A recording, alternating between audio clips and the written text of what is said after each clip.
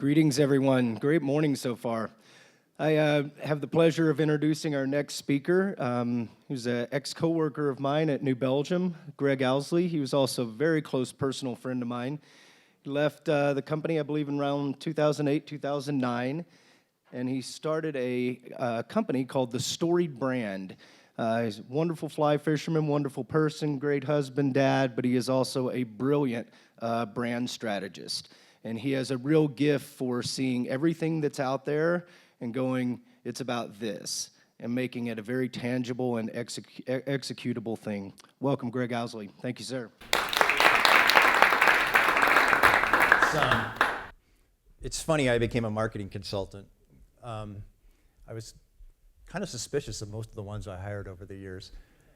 I just think that, us consumers, this has been a theme of today, us consumers see through so much of the marketing that's out there these days. And frankly, we're largely indifferent to most of the brands we face every day. So it's a little odd, these guys that come in and profess these irrefutable laws and these hardline marketing principles, to not be at least a little bit suspicious of what they're saying. Allow me to explain. So I'll start my story somewhere in the middle of the 15 formative years I worked with Kim Jordan and J.B. Shireman at New Belgium Brewing Company. Sure, New Belgium is known for its delicious beers and its whimsical branding, its sustainability, its values-driven culture. There's no other company culture out there better than what New Belgium has developed. But I think bedrocking all of those is this desire to be an insatiable learner, perpetual curiosity at New Belgium. And I think Kim encouraged all of us that worked there to be a little bit suspicious of the know-it-alls out there. And for me professionally, that meant that Kim was always pressing and prodding and mentoring me to an ever deeper understanding of our consumers out there, our beer drinkers, and to get to know them on a deeper level as much as I possibly could. And at times I got carried away.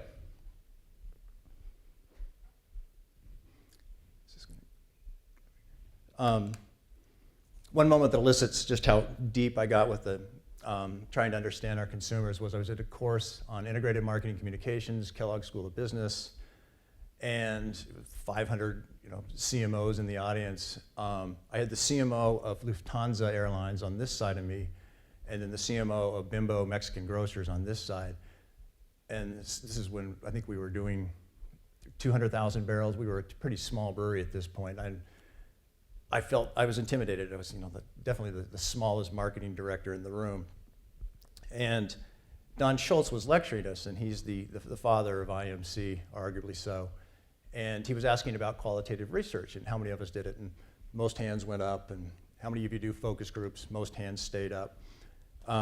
Metaphor elicitation, about 2/3 of the hands dropped. I still had mine up. And then he asked ethnographic interviews. And there was me and one other person in the room that still had their hands up. And he looks out at me and goes, "Aren't you that little spit brewery from the West? Why is your hand still up?" And I don't know if he was impressed or perplexed. But it was, that actually wasn't the seminal learning moment I got with Don Schultz. That was when he first walked onto the stage. He was carrying his book, written in 1996, New Marketing Paradigm. And he dramatically tosses the book to the side and goes, "If you don't own this book, don't buy it." Although suspiciously, it's still available on Amazon. And he said, if you do own it, throw it away. Because 3 things have indelibly changed the face of marketing. The irrefutable laws and those hardline marketing principles, they've been tossed out. And the 3 things, definitely things we've been talking about today: profusion of brands, diffusion of media, and the mother of the other 2, the internet, the single greatest creation of wealth in the history of mankind.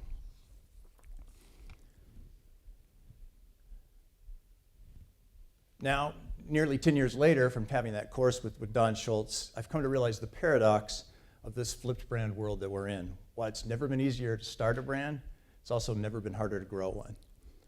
Many brands out there could go away and most people wouldn't care. There's 100 able replacements. We're so lucky that's not true in beverages.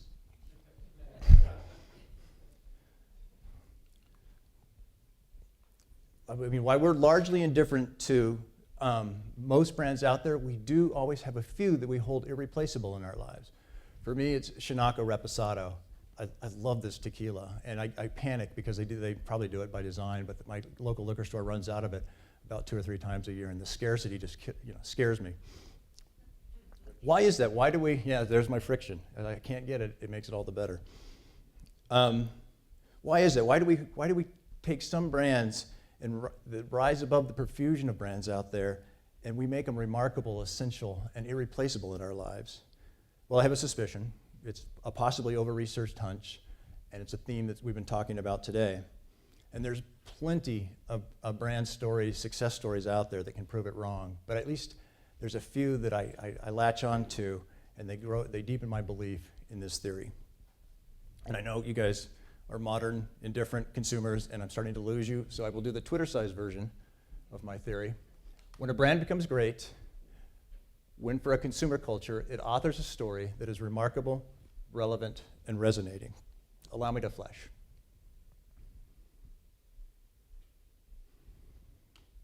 Let's start by defining great.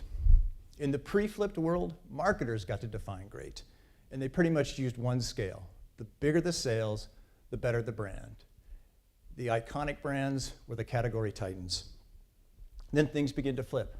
Again, what we've been talking about today. Small became the new big. Not sure which is the chicken and which is the egg, but the profusion of brands, right alongside that came consumers who wanted choices, loads of them, a mass rejection of mass. Now the consumer gets to define great. And they use metrics like this: niche, alternative, local, craft, sustainable, authentic. Idiosyncratic is the new iconic. Great brands have a distinctive, highly individual sense of character. But a non-mass appeal brand position does not necessarily have to be a size limiter. I mean, far from it. I mean, in this new flipped world, a brand that defines itself in its own particular way or peculiar way or idiosyncratic way, I think is the most poised for a new mass acceptance. You got to think small in order to grow big. We all know a brand that tries to stand for everyone ends up standing for no one. Instead, a great brand stands for and firmly for its consumer culture. Now, culture, of course, is people taped together by a set of shared beliefs, mores, rituals. But in a consumer culture, the shared ritual is the relevant brand story, or the relevant brand experience, and the shared belief is the resonating brand story. Consumer cultures then become very particular about the brands they form around. Thusly, consumer cultures are not as identified by the classic demographics or even psychographics as they are by a shared anxiety or aspiration, a shared cultural anxiety or aspiration that the brand poignantly addresses. Take those of us who feel the idea of the hands-on craftsman is largely being lost in this era of corporatized efficiencies. For us, drinking a craft beer comes to our rescue. Once indifferent beer drinkers are now drawn together by the idea of a validating belief and ritual of drinking a craft beer. Come on. For this consumer culture, the sharing of a particular anxiety or aspiration, the brand acts like a story. Now, contrary to popular marketing, the brand story is not simply your origin story. Did you hear about the home brewer that left his corporate job to start a craft brewery? I mean, there's about 3,600 correct answers to that. Rather, a great brand story is not the prosaic account of what and how, it's the original poetry of why you do it. Via highly particular storytelling, the brand narrative becomes the rally cry that the consumer culture deems so meaningful and essential and irreplaceable in their lives. For example, nobody does better event storytelling than Red Bull. Red Bull, certifiably a mass brand at this point, but they've adamantly stuck to their very idiosyncratic story. For all those weekend sport warriors who dream of literally flying past the competition, Red Bull gives their consumer culture wings. Remarkable is the benchmark for all brand authoring. It has to be remarkable. It has to be worthy of remark. Most often, in order to turn indifferent consumers into an outspoken culture, remarkability equates from breaking from the competitive orthodoxy. No matter how small, figure out what is the particular idiosyncratic, notable originality in the brand, and then own up to it. Forget the monkey see, monkey do of the category, and do your own novel bent. It could very well be the fastest way to big. Let's look at what Firestone Walker has done with their 805 brand. They've taken the, frankly, cliche idea of an area code beer, and they've remarkably disrupted the craft homogeny with it. The 805 shares with its consumer culture this deeply etched sense of Central Coast pride and a pure essence of kind of authenticity that is tapped into a whole new kind of authentic that other craft beers don't have. And the result, 805 distributors are calling this beer a bud killer. Breaking from the competitive orthodoxy just can't be for the sake of remarkability, though. It has to deepen the brand's relevancy for the consumer culture. The foundation of course, relevancy is functional betterment. You have to make your consumer culture's lives better. Yet the halo of how it makes those lives better is less concrete. In today's flipped world, relevancy is constructed more often, I think, from cultural innovation than it is product innovation, or at best, a marriage of the two. Relevancy makes the brand, of course, taste more delicious, more refreshing, more worthy of purchase, more irreplaceable.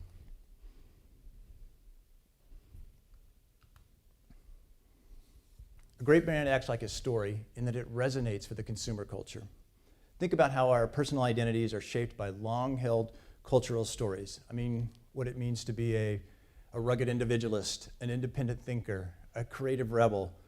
These are the kind of stories that we take and we shape who we want to be, who we ideally want to be.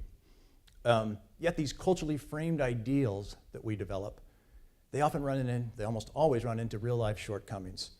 Enter the use of stories to help us soothe those anxieties and aspirations and taste our aspirations out there we use this with stories. We sort things out with parables, in other words. We use family, folklore, religion, arts, pop culture, sports, and yes, great consumer brands to source these stories. For me, Stumptown is a brand that personally resonates as it bridges a shortcoming. I wish my life had more creative outlet than designing PowerPoint slides. When I drink Stumptown, which besides turning my creative amp up to 11, I get to partake in their particular bent of an unwavering creative devotion that they have. And I get to travel alongside as they cultivate the frontier.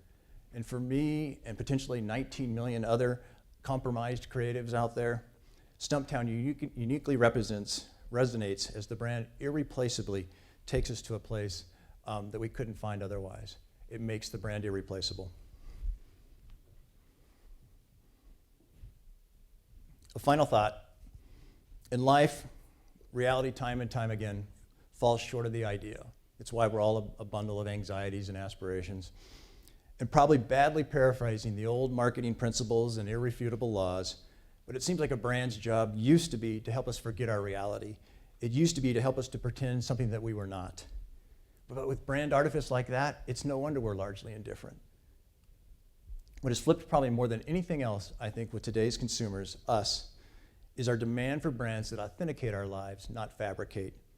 We all want a life that is remarkable, relevant, and resonating. And we'll go to great lengths to find storied brands that enable us to do so. That's my pitch.